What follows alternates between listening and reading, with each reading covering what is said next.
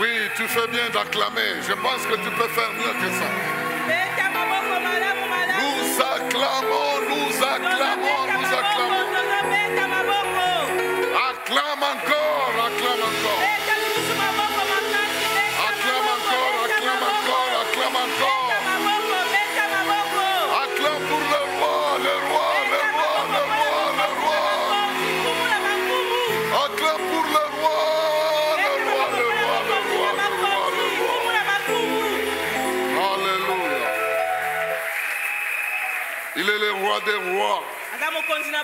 Le Seigneur des seigneurs, le créateur du monde. Il peut créer le temps. Il peut créer les opportunités.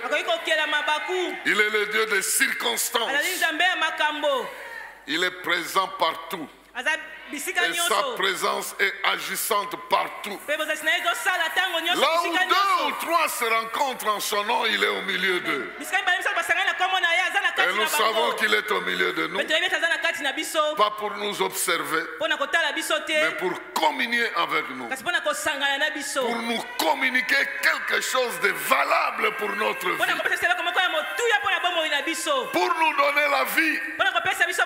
Pour fortifier notre vie. Pour nous faire vivre. Et vivre sa gloire et vivre sa bonté.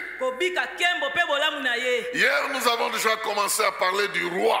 Le roi qui est mort. Un roi qui est mort et dont la mort s'inscrit dans le cadre de la sémence de la royauté pour la moisson de la royauté.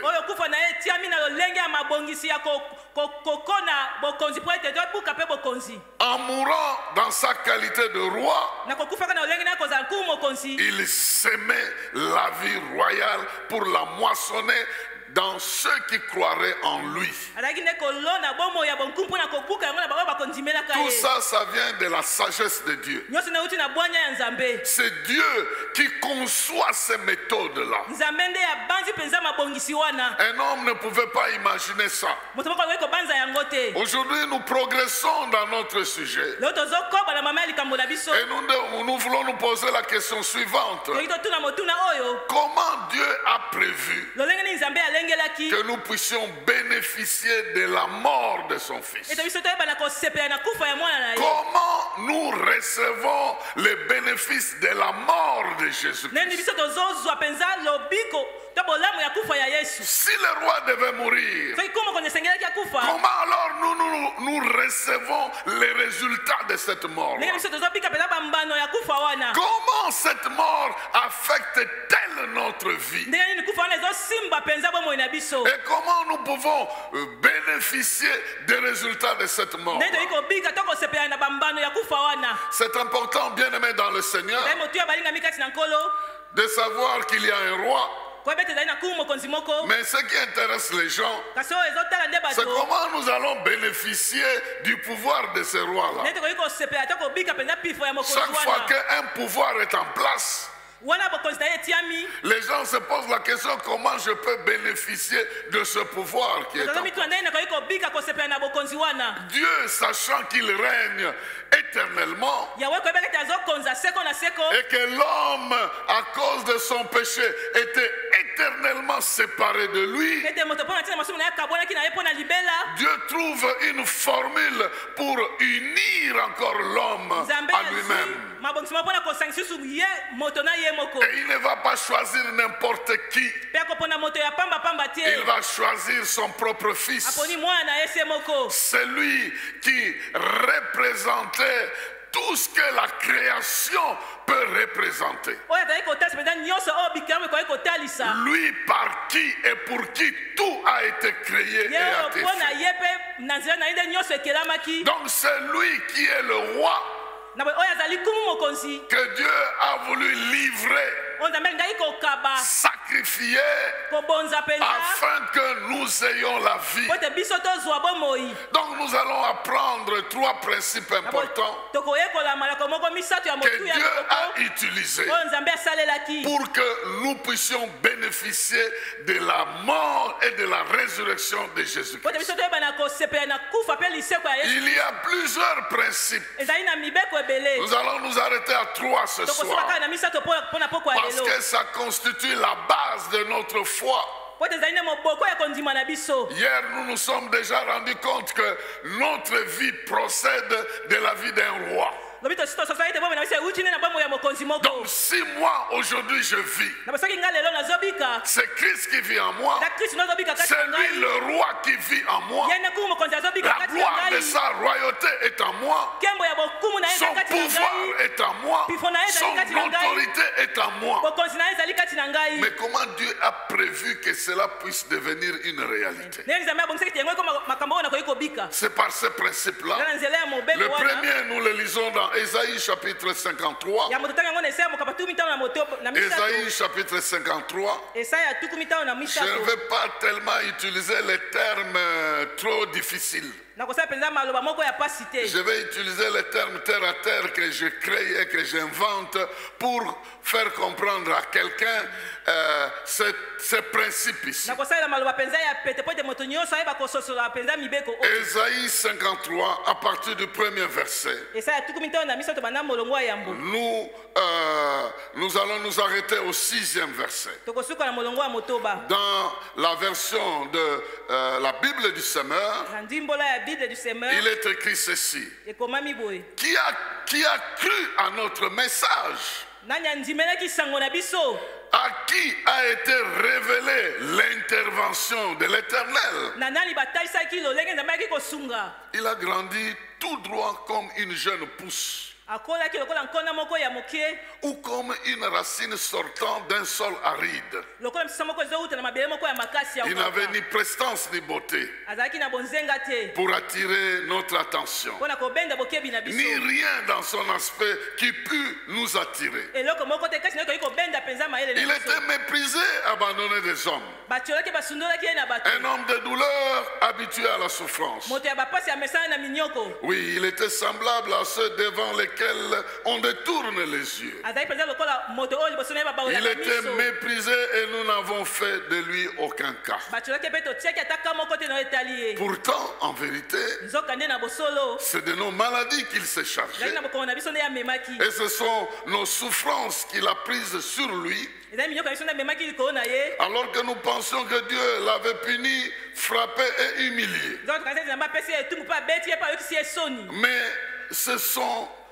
Mais c'est pour nos péchés qu'il a été percé. C'est pour nos fautes qu'il a été brisé. Le châtiment qui nous donne la paix est retombé sur lui. Et c'est par ces meurtrissures que nous sommes guéris. Nous étions tous errants pareils à des brebis. Chacun de nous allait par son propre chemin. L'Éternel a fait retomber sur lui les fautes de nous tous. L'Éternel a fait retomber sur lui les fautes de nous tous.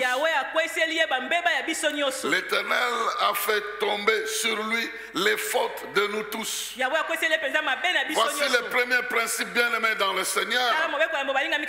Nous tous, nous étions en faute. Nous tous, nous étions dans le péché. Et à cause du péché, nous étions séparés de Dieu. Nous étions séparés de notre éternité heureuse. Et nous étions séparés de la gloire de Dieu. Le plan de Dieu a été affecté depuis le jardin d'Éden.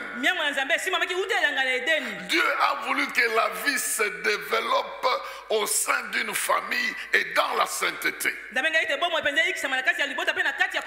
Que les gens s'engagent, s'unissent officiellement devant lui, et dans cette union sacrée, sainte,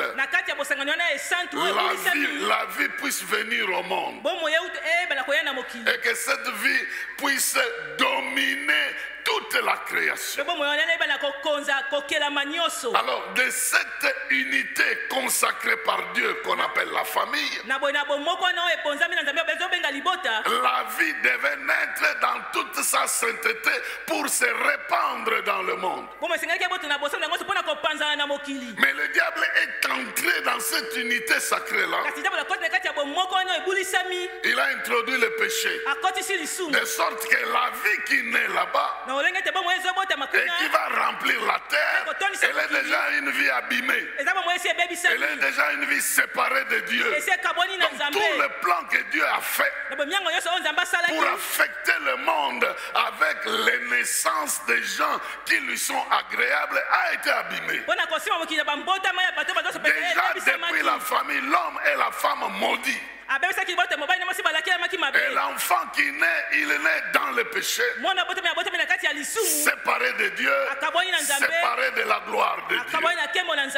Et Dieu devait trouver une solution là-dessus. Et la solution que Dieu devait trouver, il fallait que l'homme paye pour les péchés pour lesquels il est tombé devant Dieu. Mais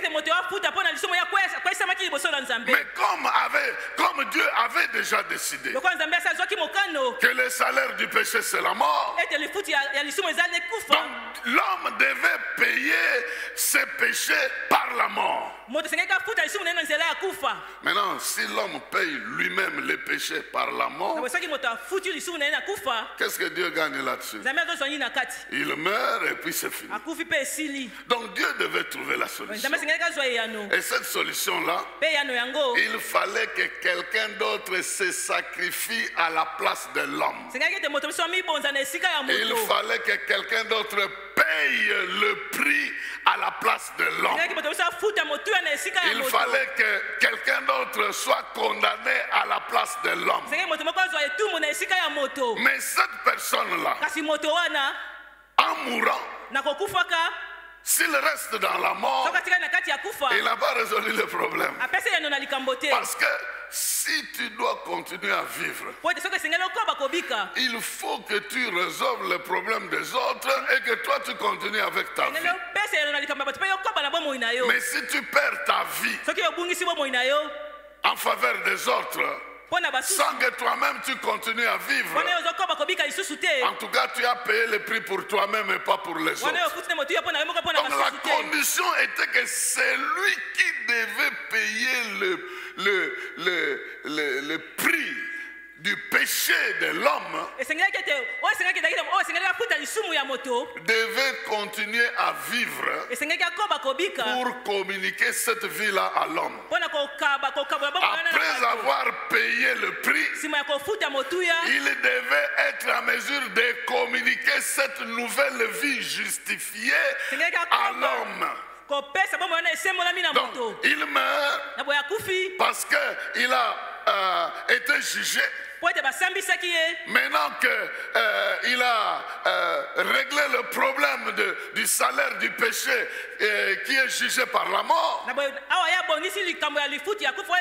il faut que cette personne-là revienne à la vie pour être en mesure maintenant de donner la nouvelle vie à l'homme afin que l'homme échappe à la mort et il continue à vivre une nouvelle vie qu'il n'a pas fabriquée, que quelqu'un d'autre lui a donnée. C'est tout ça qui complique un peu la notion de la Bible quand les gens lisent ça. Les théologiens appellent ça la substitution. Mais ici, j'aimerais faire comprendre que c'est un sacrifice pour l'intérêt des autres. C'est mourir à la place des autres.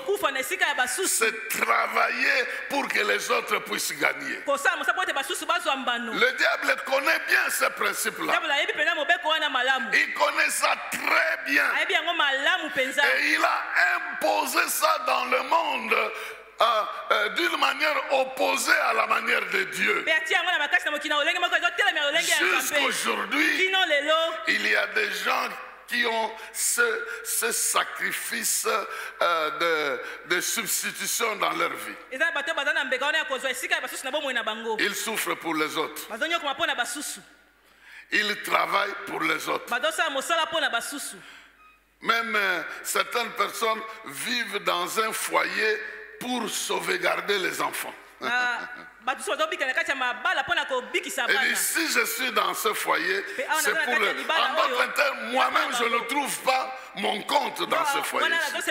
Mais si j'y reste, c'est pour que d'autres personnes trouvent leur compte. Est-ce qu'il y a quelqu'un qui me comprend ici? Le diable a imposé ça même dans la vie des gens qui travaillent. Il souffre, il travaille, mais lui-même ne bénéficie rien de son travail. Il y a toute une population autour qui retire quoi que ce soit de ce qu'il fait et lui-même reste comme s'il n'a jamais travaillé. Ça, c'est le mauvais côté que le diable exploite de ce pouvoir de substitution. Mais Jésus est venu avec la vraie valeur de substitution. De sorte qu'il meurt à la place de quelqu'un, mais il continue aussi sa vie. Il ne disparaît pas, mais il continue sa vie en ayant payé la vie des autres. Cela veut dire que dans ma vie, je ne vais pas me substituer aux autres. Je vais aider les autres tout en bénéficiant de mon travail que je fais. Je ne vais pas disparaître pour les nourrir, mais moi et eux, nous allons évoluer ensemble parce que je leur fais bénéficier de la grâce que Dieu m'a donnée. Mais le diable a renversé ça. Il en a fait des liens d'esclavage. Tu ne dois rien bénéficier comme un esclave qui travaille pour l'intérêt des autres. Je pense qu'avec ça, plusieurs liens d'esclavage vont se couper. Tu ne seras esclave de personne. Tu ne travailleras pour personne. Tu ne vivras pas simplement là pour les autres. Tu vivras aussi pour toi. Il y a quelqu'un qui a pris ta place. Il a pris ta place. Il a pris ta place. Il n'a pas simplement pris ta place. Il a pris la place de tout le monde. Donc chacun est aussi obligé de venir chercher sa part.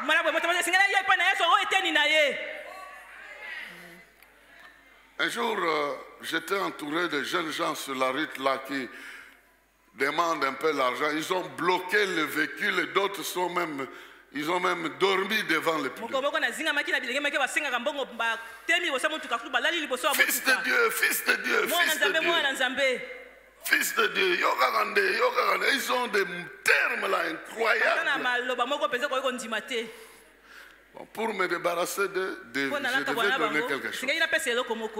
Maintenant, quand j'ai tendu un billet, il me dit Nzamba Bakissa. Alors je lui dis, mais Nzamba Bakissa n'est pas nanga, pour que tu ne sois pas obligé de venir me demander. Si ce Dieu-là peut me donner, donc il peut aussi te donner. Il y a des gens comme ça, ils se sont déjà soustraits. Toi, tu ne vas pas être soustrait. Dieu t'a déjà mis sur la liste. Tu es sur la liste des gens qui doivent être bénis à partir de la source, pas par des intermédiaires, mais à partir de la source. Dieu a voulu que l'humanité qui a été séparée de lui soit bénie à la source. Que chacun soit attaché à la source de bénédiction et ait sa bénédiction pour lui-même d'abord à partir de la mort de Jésus-Christ. C'est très important que nous comprenions la notion. C'est pourquoi les péchés nous ont apporté des maladies. Le péché nous a apporté la mort. Le péché nous a apporté l'humiliation. Et lui, Jésus, est passé par tout là pour vivre ces souffrances-là. Il n'est pas tombé malade, mais il a porté la souffrance de la maladie. mon Dieu. Je ne sais pas si vous comprenez. Il n'est pas tombé malade, mais il a porté la souffrance de la maladie. En d'autres termes, la maladie peut tomber sur toi, alors lui, il a déjà enlevé la souffrance. C'est comme ça, il y a des maladies, ça ne te fera rien. Parce que le danger qui est là, lui, il a déjà porté ça. La maladie t'apporte à la mort, lui, il a pris la souffrance et il est allé jusqu'à la mort. Je ne sais pas. Je ne sais pas si tu es en train de comprendre. L'humilité. Non, l'humilité, l'abaissement, l'a amené à récupérer ton humiliation. Vous savez, la souffrance qu'il y a quand on est humilié. La tension peut monter, la diarrhée vient avec tous les désordres du corps. Je crois que je parle à quelqu'un qui a déjà été humilié. Et lui a récupéré la souffrance de l'humiliation. De sorte que tu peux être humilié sans subir dans ton corps la souffrance de l'humiliation. C'est pourquoi il est écrit, il s'est chargé de nos souffrances.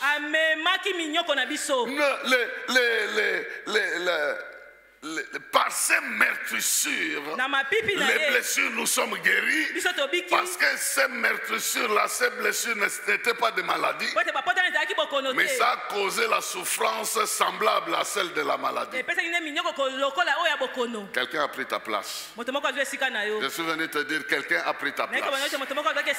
Je suis venu te dire, quelqu'un a pris ta place. Cette maladie-là, quelqu'un a enlevé les dangers de cette maladie. Paul a dû comprendre ça. Il était malade, il a demandé qu'on enlève la maladie. Dieu lui dit, ma grâce peut te faire fonctionner même avec cette histoire-là. Ton problème peut être présent, mais les effets de ce problème-là annulés. Que la longévité t'attrape pendant que tu m'entends. Malgré des petits problèmes de souffrance, il y a des gens qui souffrent de souffrances multiformes. Il va faire des examens, il n'y a rien. Il n'y a rien parce qu'en effet, il n'y a rien. Et comme il n'y a rien, il n'y a rien. Il y a quelqu'un qui a pris ta place. C'est ça le premier principe. Et refuse le principe du diable qui veut que tu sois esclave des autres et que ta propre vie ne s'épanouisse pas. Et il y a même des gens qui sont fiers pour ça. Il dit, tu sais, moi, si ce n'était pas les enfants si ce n'était pas mes nièces, je serais déjà loin. Mais toute ma vie, tu vois, je dépense tout pour mes nièces et mes neveux. Lui-même, il n'est même pas marié, il n'a pas d'enfant. Et il croit que c'est ça sa vie. Maintenant, quand la nièce va se marier un jour, tu vas la voir. Tu vas lui rendre visite. Son mari t'interdit parce qu'ils ont d'autres programmes. Ils doivent aller ailleurs, ils ont un autre programme. Il dit, non, non, non, moi je viens vous voir. Il dit, non, nous ne serons pas là. Il dit, elle me désobéit. Elle ne te désobéit pas, elle vit sa vie. Amen. Si tu n'as pas compris, demande à ton voisin. J'avais une sœur qui me disait, moi, j'ai arrêté mes études et j'ai fait la prostitution pour aider mon frère à étudier. J'ai donné mon corps à l'argent. Et j'ai pris l'argent, j'ai donné à mon frère. Aujourd'hui, il est marié. Sa femme ne veut pas me sentir.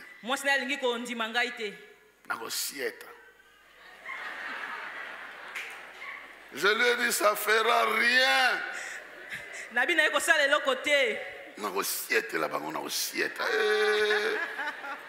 Sans effet. Amen. Quand tu siètes, c'est ton problème. Il y a quelqu'un qui a déjà pris la place. Tes siètements là, nuls et sans effet. Jésus a pris ta place. C'est un principe de substitution. Donc, d'une souffrance ou d'un sacrifice pour l'intérêt des autres. C'est comme ça que j'appelle ça. Le premier principe, c'est le sacrifice pour l'intérêt des autres. Le diable exploite ça autrement. Nous devons refuser cette sorte de sacrifice. Le vrai sacrifice, c'est celui de Christ qui est mort à notre place, mais qui continue à vivre sa vie.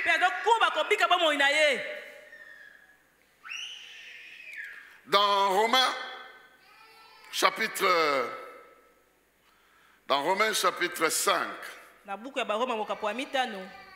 ce principe est bien éclairé. Dans Romains chapitre 5, versets 17 à 18. Romains 5, 17 à 18. Il est écrit ceci. Car si par la faute commise par un seul homme, la mort a régné à cause de ce seul homme, à bien plus forte raison, ceux qui reçoivent l'abondance de la grâce que le don de la justification régneront-ils dans la vie par Jésus-Christ seul. Ainsi donc, comme une seule faute a entraîné la condamnation de tous les hommes, un seul acte satisfaisant à la justice a obtenu pour tous les hommes l'acquittement qui leur assure la vie. Amen. Amen. Par la faute d'Adam, la mort a régné sur tous les hommes. Par le sacrifice de Jésus, la justice est à la disposition de tous les hommes. La différence, c'est que Adam, lui, il a bouffé le fruit. Mais Jésus a souffert.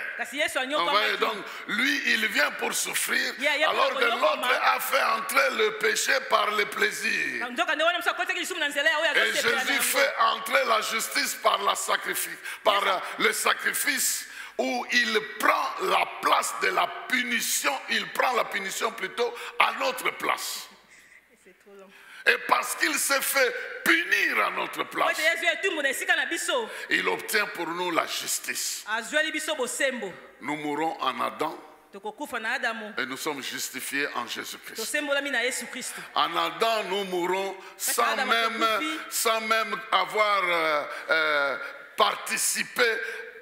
Qui a déjà mangé le fruit défendu ici? Qui connaît même comment c'était? Il y a quelqu'un qui me disait que dans le jardin d'Éden, tous les fruits étaient gros comme le watermelon. Un avocat pouvait être comme le watermelon, qu'on appelle le pastèque. Donc imaginez-vous un avocat de pastèque. Dites, ça devait être gros comme ça. Tous les fruits. Il a bouffé le fruit. Et nous souffrons parce que lui, il a mangé. Mais il y en a un qui a souffert. Et nous sommes heureux parce qu'il a souffert. Quelqu'un devait estimer que sa vie en Jésus-Christ est un bonheur. Que le bonheur et la grâce t'accompagnent tout le long de ta vie. Et c'est comme ça que quelqu'un peut acclamer très bien pour Jésus-Christ. À cause de ce qu'il a fait pour nous.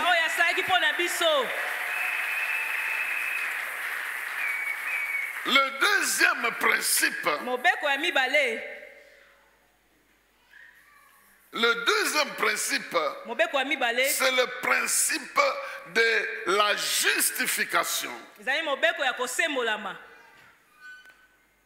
Pendant que quelqu'un a pris ta place, celui qui a pris ta place est appelé de te défendre. De défendre tes droits parce que tu n'es plus victime de ton ancienne vie.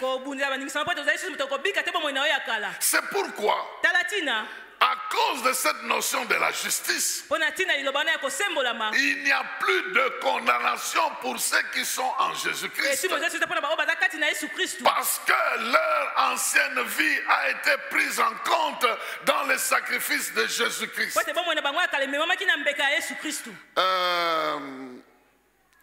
Actes des Apôtres chapitre 9. Actes des Apôtres chapitre 9. Verset 1 jusqu'à verset 7. Il est écrit, Saul, qui ne pensait qu'à menacer et à tuer les disciples du Seigneur, se rendit chez le grand prêtre et lui demanda des lettres de recommandation pour les synagogues de Damas. Ces lettres l'autorisaient, s'il trouvait là-bas des hommes ou des femmes qui suivaient la voie du Seigneur, à les arrêter et à les amener à Jérusalem. Il se dirigeait donc vers Damas et approchait déjà de cette ville quand soudain il fut environné d'une lumière éclatante qui venait du ciel. Il tomba à terre et entendit une voix qui lui disait, Saul, Saul, pourquoi me persécutes-tu? Qui es-tu, Seigneur? Demanda-t-il. La voix reprit, je suis moi, Jésus, que tu persécutes. Mais relève-toi, entre dans la ville et là on te dira ce que tu dois faire. Quelqu'un peut dire Amen, très bien. Ses compagnons de voyage restèrent figés sur place, muets de stupeur. Ils entendaient bien la voix, mais ils ne voyaient personne parce qu'ils n'étaient pas concernés en fait. Regardez ce qui arrive là où Jésus a pris la place de l'homme afin que l'homme jouisse de la grâce qu'il lui a offerte par son sacrifice. Donc, du fait que Jésus a pris la place de l'homme, il s'identifie maintenant à l'homme pour lui communiquer les faveurs divines. Il a pris ta place, il est mort pour toi. Maintenant, quand toi tu l'acceptes, il s'engage pour ta vie, pour te donner la vie, pour t'assurer la vie, pour faire de sorte que les objectifs de ta vie soient atteints. Paul ne savait pas ça. Il attrape les chrétiens pour qui Jésus est mort, qui ont accepté Jésus comme Seigneur. Il veut les tuer. Il commence à les tuer et les arrêter. Mais il se rend compte qu'en les touchant, il touchait Jésus. Parce que Jésus a pris leur place, Jésus est vivant. Il s'identifie à eux. Tu le touches, tu touches Jésus. Et si tu touches Jésus, tu as des problèmes. Maintenant ici, ces chrétiens-là sont ici. Je crois, je ne sais pas à qui je parle, mais je suis en train de dire à un chrétien ici que quelqu'un te touche, il touche Christ. Parce que Christ a déjà pris ta place. Si tu vis, ce n'est plus toi qui vis, c'est lui qui vit en toi. Et quiconque s'approche de toi s'approche de Christ. Quiconque te menace, menace Christ. Or, Christ ne peut pas continuer à se laisser menacer. Il doit à un moment donné intervenir. Je suis venu dire à quelqu'un, les menaces contre ta vie doivent s'arrêter au nom de... Il ne peut pas continuer à vivre les menaces. À un moment donné, il doit dire attention. Amen. Il n'a pas commencé au début. Il a laissé quelques chrétiens être menacés, mais il ne pouvait pas les laisser continuer à menacer les chrétiens jusqu'au...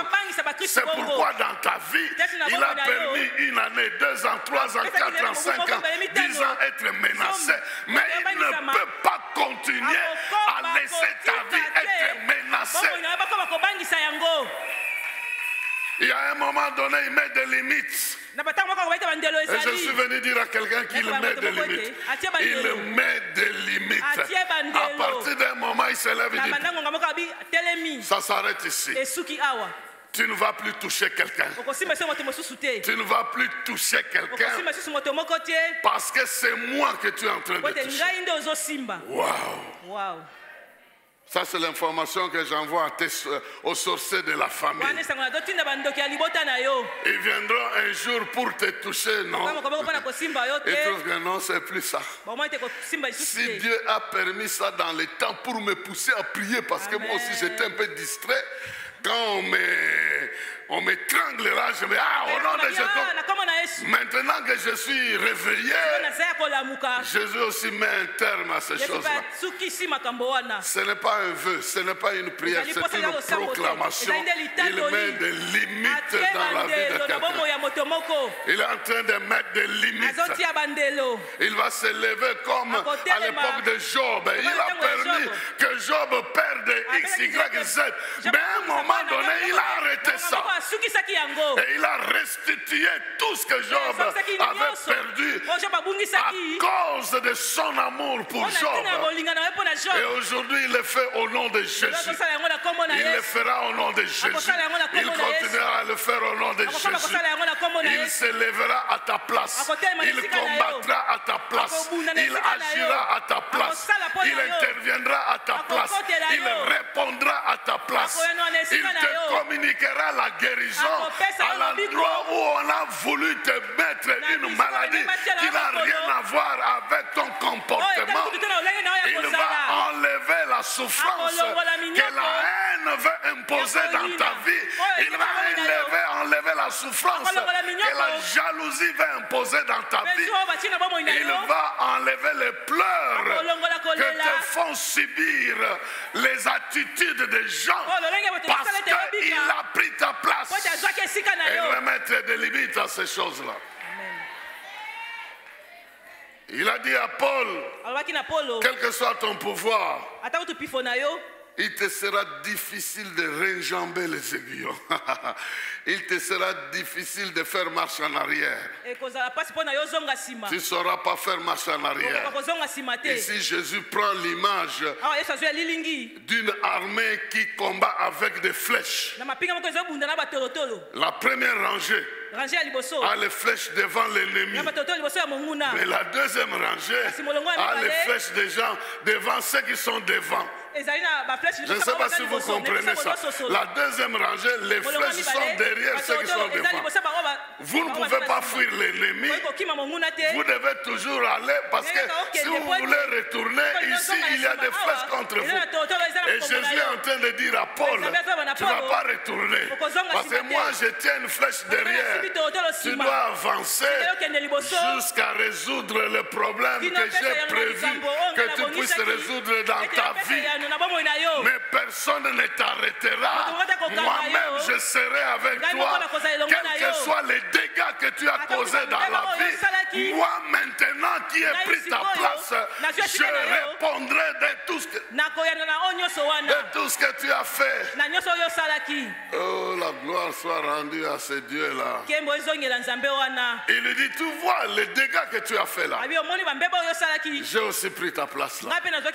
Et du fait que j'ai pris ta place, parmi ceux que tu as tués là, personne non plus ne te condamnera.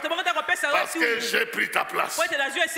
Maintenant, si tu t'engages à marcher pour moi, moi-même je serai avec toi. C'est pourquoi je te dis souvent que le péché que le diable t'a fait faire, il est venu en retard. Et il est venu pendant un temps. Quand tu as accepté Christ, l'ancienne vie a été balayée. Les choses deviennent nouvelles. Et donc même alors que tu as commis des gaffes dans le passé, Jésus a pris ta place. Voilà pourquoi il ne faut pas faire des aventures avec lui. Soit tu crois en lui, soit tu ne crois pas en lui. Soit tu l'acceptes, soit tu ne l'acceptes pas. Mais tu ne peux pas être d'un côté, tu l'acceptes, de l'autre côté, tu fais du n'importe quoi. Ça ne marche pas ensemble.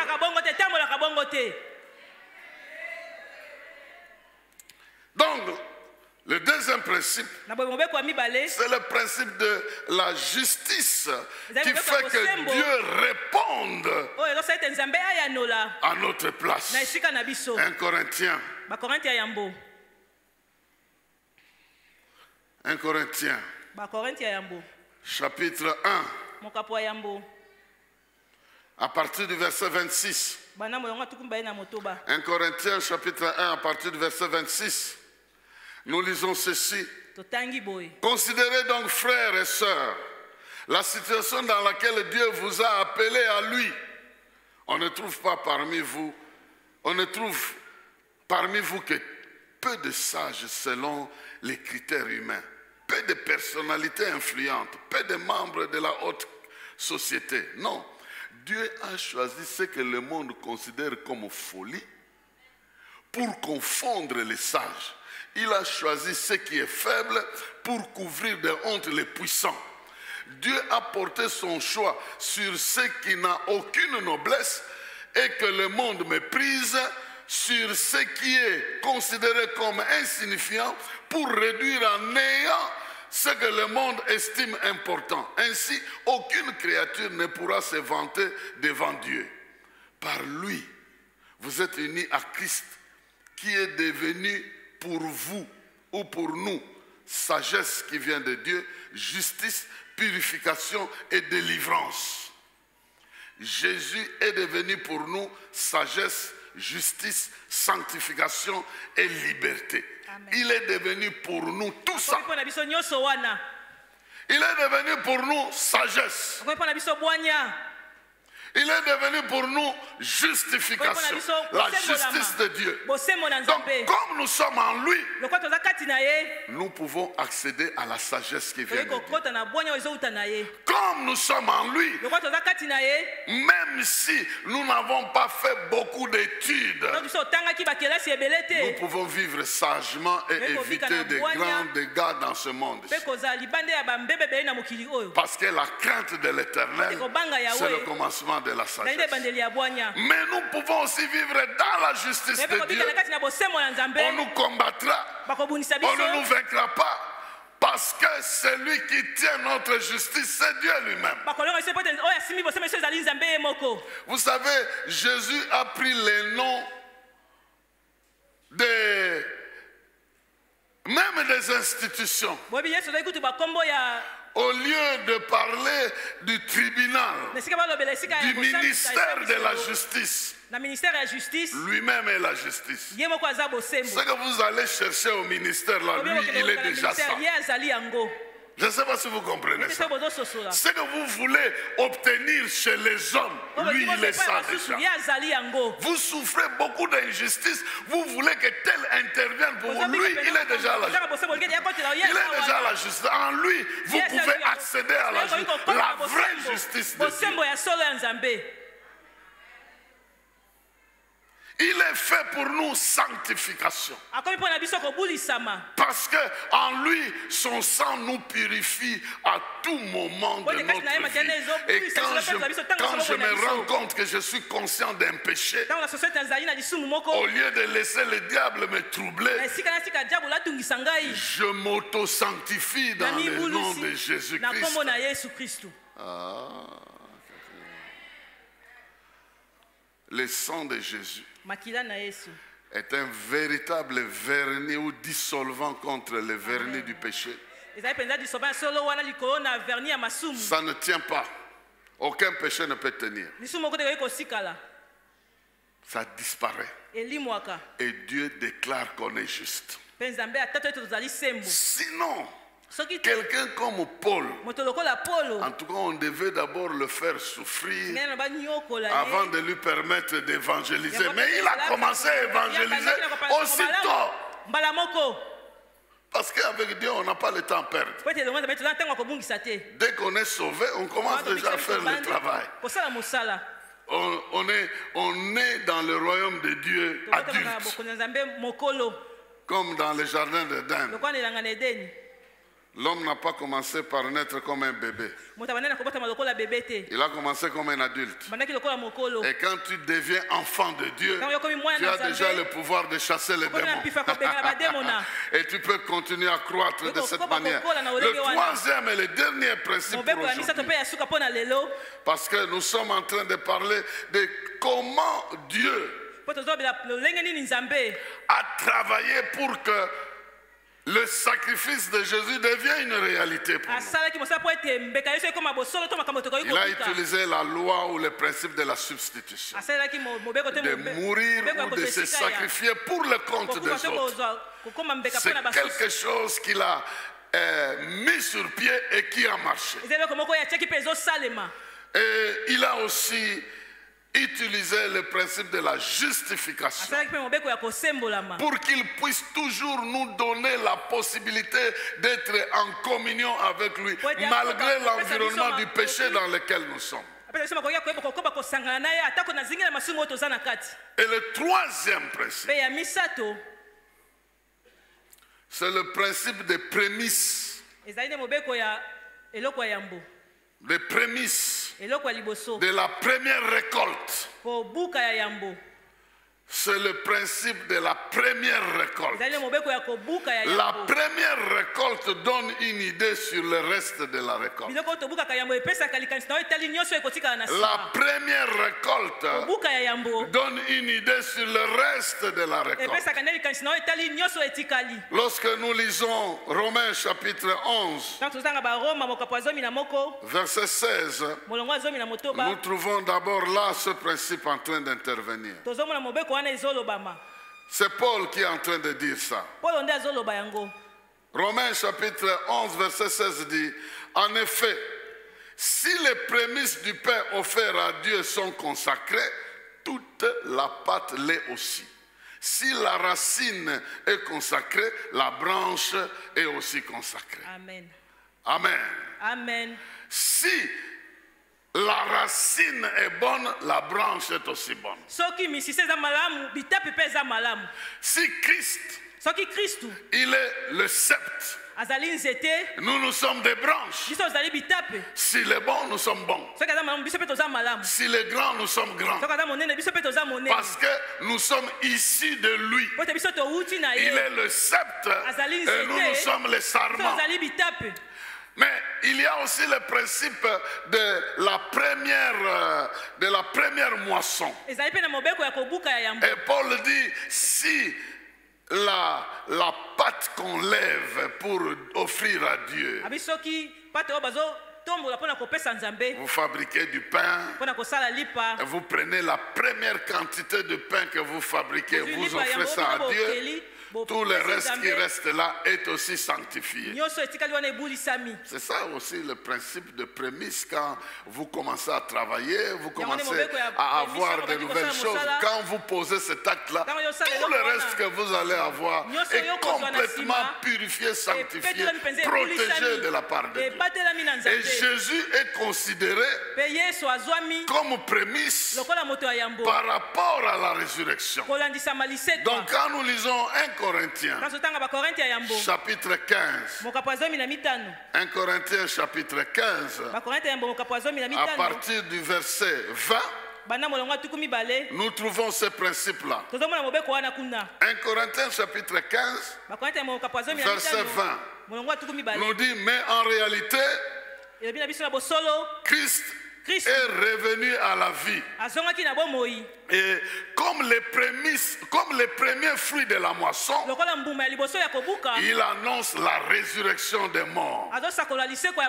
Car tout comme la mort a fait son entrée dans ce monde par un homme, la résurrection vient aussi par un homme. En effet, de même que tous les hommes meurent du fait de leur union avec Adam, ils seront ramenés à la vie du fait de leur union avec Christ. Quelqu'un peut dire 3 fois Amen. Amen, amen, amen. Il est en train de démontrer que la résurrection de Christ, c'est la toute première. Il n'y en a jamais eu comme ça. Parce que tous ceux qui ont été ressuscités en dehors de Christ sont encore morts. Jésus est le seul ressuscité qui ne retourne pas à la mort. Donc, il est le premier fruit de la résurrection. Sa résurrection annonce que nous aussi nous allons ressusciter. Sa résurrection annonce que tous ceux qui sont attachés à lui, ils vont ressusciter, ils vont vaincre la mort. Et comme la mort est un ennemi que tu vaincras demain, elle ne peut pas venir te déranger aujourd'hui. Je ne sais pas si je dis quelque chose à quelqu'un. Comme c'est un ennemi que tu vaincras un jour par la résurrection, aujourd'hui tu peux encore la repousser. Aujourd'hui tu peux dire le temps de combat n'est pas encore arrivé. Attends, quand le temps viendra, je ressusciterai. Mais maintenant le temps n'est pas encore pour que je puisse mourir, parce que ma mort est déterminée par celui qui va me ressusciter. Je dis toujours, quand la mort s'approche, dis-lui que toi aussi tu as le numéro du chef. Tu dois demander au ciel là si on a prévu que tu partes maintenant. Sinon, tu as le droit de la chasser, de lui résister. Elle ne viendra que quand Dieu sonne le temps pour que tu ailles fêter, te glorifier. Si tu veux entrer dans la salle de fête avant les autres, parce que Dieu a prévu que quelques-uns aillent avant. Mais sinon, elle doit attendre. Et si elle doit attendre, qu'elle attende. Jésus ressuscite comme prémisse, comme premier fruit de la résurrection. Et il est écrit, les prémices représentent le reste de la masse. Si les prémices sont sanctifiées, le reste aussi est sanctifié. Et comme Jésus se présente comme premier-né parmi les morts, sa résurrection montre que nous aussi, nous sommes candidats à cette résurrection-là. Nous n'allons pas rester pourrir dans ce monde-ci. Même si notre esprit est en haut, nous reposons, ce corps va reprendre l'immortalité. Oh, ce Dieu est merveilleux. Rien de ce qu'il a créé en toi ne va se perdre. Rien de ce qu'il a créé en toi ne va se perdre. Même si ton corps se sépare avec ton esprit et que ton esprit a se reposer dans l'endroit prévu pour le repos, ton corps ressuscitera, s'unira avec ton esprit. Encore. Ah oui. Même si c'est devenu poussière, même si tu as été avalé et digéré par un poisson, tu es toujours présent dans la nature et tu sortiras de là.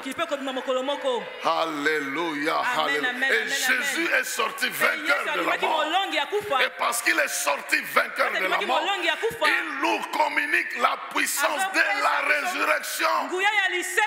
Tu as la dose de la résurrection à ta disposition. Maintenant, tu luttes contre les maladies avec la dose de la résurrection. Mais ta foi doit être tellement révolutionnaire de comprendre qu'il a pris ta place. Il a pris ta place. Il a pris les souffrances de tes maladies. Il n'a pas dit qu'il a pris les maladies. Il a pris la souffrance. Il a pris les dégâts que les maladies peuvent faire. Il nous a donné la guérison à la place de la maladie. Donc, même si cette maladie venait, il a déjà récupéré la souffrance due à cette maladie. De deux, il se présente à ta place. Il te communique sa vie, sa justification, sa sagesse, son intelligence et tout ce qu'il te faut pour bien vivre. Et ça, c'est l'œuvre de l'Esprit que nous verrons plus tard. Il prend de ce qui est en Christ et il te communique par la voie de la prière et de l'intercession. Mais il ne s'arrête pas là. Il y a le troisième principe qui est aussi important comme les autres. C'est de comprendre que tel il est au ciel, tel je suis sur la terre. Il est les prémices. Moi je suis le reste de la moisson. Tel il est au ciel, tel je suis sur la terre. Et parce qu'il est saint, je suis saint. Parce qu'il est puissant, je suis puissant. Il est ressuscité, je ressusciterai. Et je commence déjà à goûter à la puissance de la résurrection avant même de mourir. Parce que le Saint-Esprit qui m'a été donné, c'est l'Esprit qui a ressuscité Jésus d'entre les morts. Et cet Esprit m'a été donné comme avant-goût de l'éternité. Et je vis avec le pouvoir de la résurrection.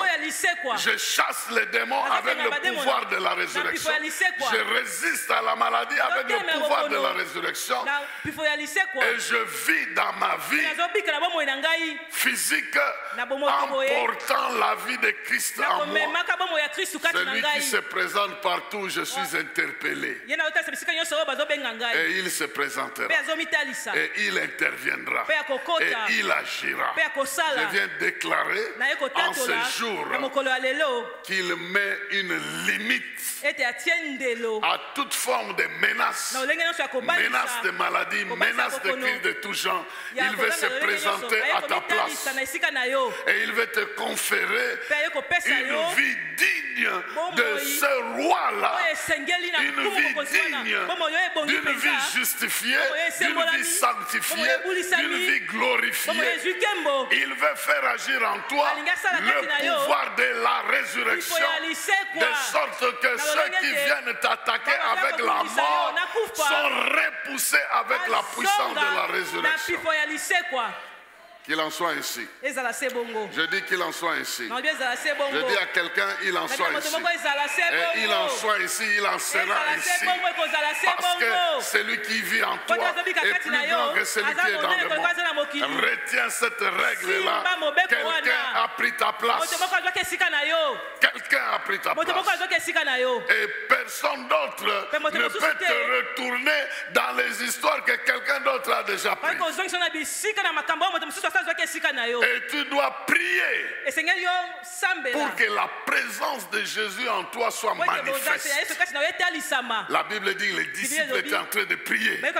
Seigneur, regarde leurs menaces. Regarde comment ils arrêtent les apôtres. Intervient et la terre tremblait là où ils priaient. C'est pourquoi même ces persécuteurs avaient des problèmes. Que Dieu se souvienne de toi. Qu'il se souvienne de tes prières, de tes peurs, de tes intercessions. Qu'il intervienne et qu'il mette fin à ces menaces-là. Au nom de Jésus, je suis venu te dire qu'à partir de la nuit d'aujourd'hui, tu peux oublier. Tu peux oublier les cauchemars. Ça devient des choses du passé. Oh, je dis bien qu'il en soit ici dans la vie de quelqu'un. Tu dors aussi calme que possible. Tu te réveilles sans problème. Parce que celui qui est en toi, il ne sommeille ni ne dort. Il te donne la paix. Il te donne la grâce de dormir pendant que les gens sont troublés. Celui qui prend les troubles de ta vie, celui qui prend les soucis de ta vie, parce qu'il est capable d'intervenir en ta faveur. Qu'il en soit ainsi aussi dans ta vie. Est-ce que tu peux te tenir debout pour prier le Seigneur? Tu lui dis, tu crois qu'il a pris ta place. Il a pris ta place. Et il est avec toi. Après avoir pris ta place. Pour te démontrer qu'il a déjà pris ta place. Et ne permet à personne d'aller te retourner dans des choses que Jésus a déjà récupérées. Commence à prier pour que Christ soit pleinement dans ta vie. Et qu'il fasse briller ta vraie vie. Pas celle d'un condamné. mais celle d'un justifié. Pas celle de quelqu'un qui souffre la haine des autres, mais celle dont les souffrances de la haine ont été déjà emportées par quelqu'un d'autre. Élève ta voix. Commence à prier. L'Esprit est en train de t'inspirer. Des choses que tu dois dire, les aspects que tu dois soulever dans ta vie, conformément à ce que Dieu veut faire pour toi. Ne réfléchis pas selon les hommes. Réfléchis maintenant selon les promesses de Dieu. Il ne t'abandonnera jamais. Il ne te délaissera jamais.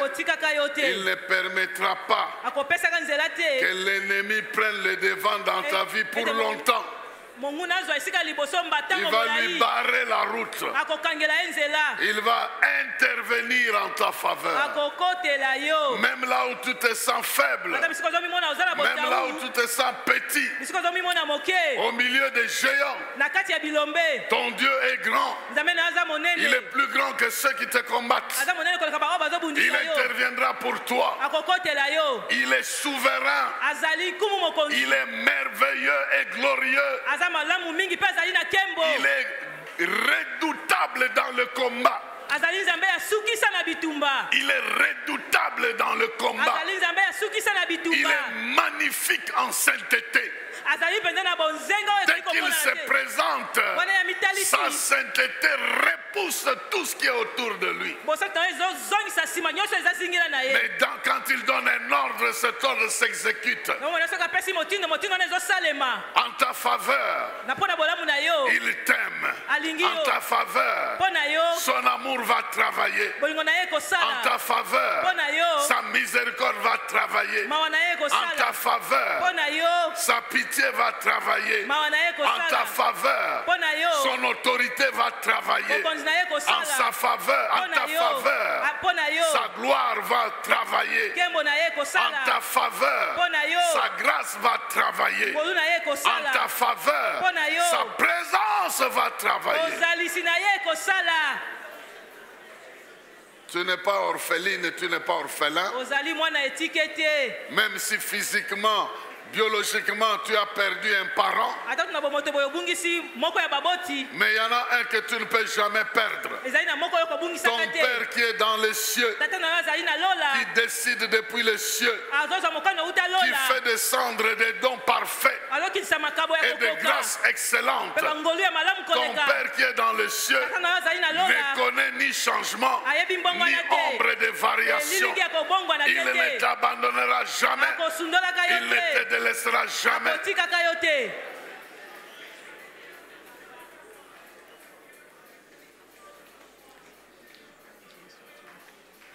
Là où les hommes te jugent, il intervient comme dans la vie de la femme adultère. Là où les hommes te lapident, il intervient pour changer la vie de ceux-là qui te jugent. Alléluia. Les gens ont pensé que Paul était un malfaiteur diabolique. Après avoir échappé à un accident de bateau, la vipère va le mordre. Mais ils ont attendu la mort pendant longtemps. Et ils ont changé d'avis en disant que ça doit être un Dieu. Les gens vont changer d'avis. Ils croiront, non, tu as touché quelque chose. Non, c'est pas possible que tu continues à vivre. Ils t'ont jeté des maladies dans la tête, dans le ventre, dans les pieds. Ils ont visité ton travail. Ils ont multiplié des attaques dans ton sang. Ils sont allés dans les milieux de ton mariage. Ils ont inventé des trucs. Mais dans tout cela, tu sors plus que vainqueur, plus que vainqueur, plus que vainqueur au nom de celui qui t'a aimé. Rien ne peut te séparer de l'amour de Dieu manifesté en Jésus-Christ.